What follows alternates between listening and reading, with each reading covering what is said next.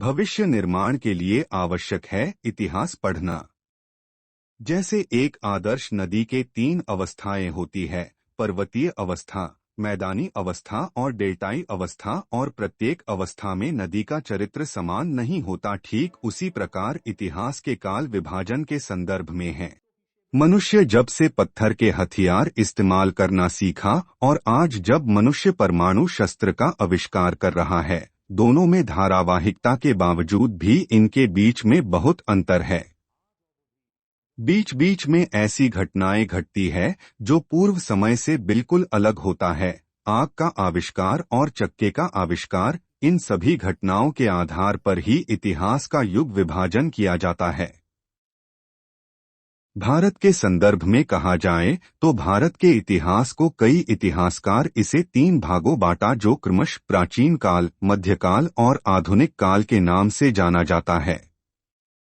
प्राचीन काल अपने लय में बहता जा रहा था। ठीक 1192 में मोहम्मद गोरी इस देश के राजा पृथ्वीराज चौहान को पराजित कर भारत में एक नई सत्ता की स्थापना करता है, जो मुगल शासक या मुस्लिम शासक के रूप में जाना जाता है, जिसमें भारत में एक नई संस्कृति का निर्माण हो जाता है। इस प्रकार भारत का इतिहास का युग 2 भागों में बट गया।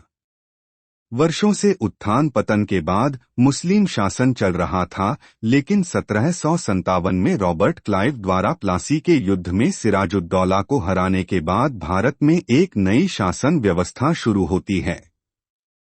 इस प्रकार भारत युग विभाजन हुआ।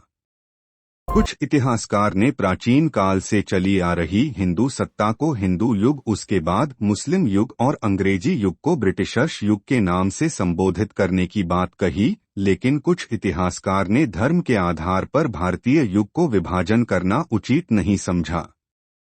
उनका कहना था कि हिंदू काल में भी कई अन्य जाति और मुस्लिम काल में भी कई हिंदू राजाओं ने शासन किया। अतः भारतीय युग को हिंदू युग के बदले प्राचीन युग, मुस्लिम युग के बदले मध्य युग और ब्रिटिशर्स युग के बदले आधुनिक युग कहा जाने लगा।